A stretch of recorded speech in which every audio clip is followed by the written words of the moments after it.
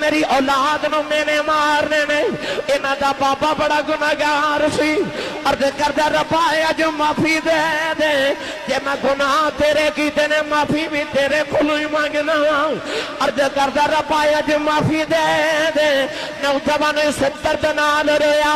اچانک بارشی آ گئی اللہ دے نبی نے عرض کی دیا اللہ بار بھی کوئی نہیں نکلیا بارش بھی آ گئی اللہ فرمایا موسیٰ او دی میری صلح ہو گئی ہے۔ حضرت امام حسن مجتبیٰ کو کسی نے پوچھا کہ حضور تسی شب برات کیویں گزار دیو؟ آپ نے فرمایا کہ میں رات دے 3 حصے کر لینا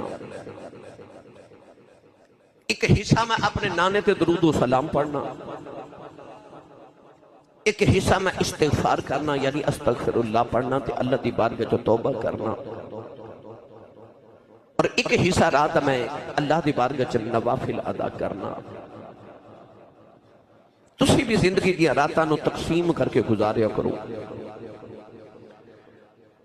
ایک حصہ نبی پاک تے درود و سلام پڑھیا کرو ایک حصہ نوافل تے قرآن مجید پڑھیا کرو ایک حصہ توبہ استغفار کریا کرو کوشش کریا کرو کہ اپنے دن دا یا رات دا تھوڑا جا حصہ اللہ دی یاد واسطے علیحدہ کر لو وہ حصہ کیڑا ہونا چاہیے اور رات دا پچھلا پہرے میرے نبی نے ارشاد فرمایا جدو ساری دنیا ستی ہوئے تو اس ویلے اٹھ کے رب دی یاد کر اس ویلے رب ہی فرماندہ کہ سینتم ولا نوم اللہ فرماندہ منو نیند نہیں آندی کہ منو ملنا تے اس ویلے اٹھ جدو سارے ستے ہون ایک تو جاگدہ ہوئے تے ایک میں جاگدہ ہوں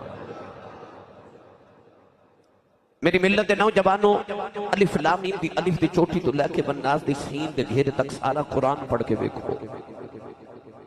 پورے قرآن چ اللہ نے کدھر بھی سون والے دی تعریف نہیں کی تھی رب نے جدو کی تھی جاگن والے دی تعریف کی تھی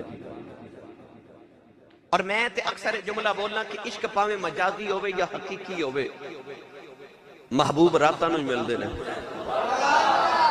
اور شب معراج گواہ کہ محبوب راتاں نوں مل دے نے اللہ نے بھی اپنے محبوب نے جدو ملنا سی تے انتخاب رات دا کیتا رات نو ملاقات ہوئی آج بھی اصول ہوئی ہے کہ جنہیں رب نو ملنا ہے اور رات جاگے حضرت محدث ابن جوزی رحمت اللہ علیہ فرماندے نے من لا یقوم اللیل لیس من الصالحین الکاملین فرماندے نے جنہیں راتاں نو اٹھ کے قیام نہ کرے وہ کدے صالحین تے کاملین جو نہیں ہو سکتا یاد رکھیے ہوگا کہ رات جگراتا بڑا ضروری ہے علامہ اقبال نے فرمایا کچھ ہاتھ نہیں آتا بے آہ سحرگاہی او پاویں رومی ہوئے پاویں رازی ہوئے پاویں غزالی ہوئے اللہ دا بندہ او دو بندہ جدو راتاں نو اٹھ کے قیام کرے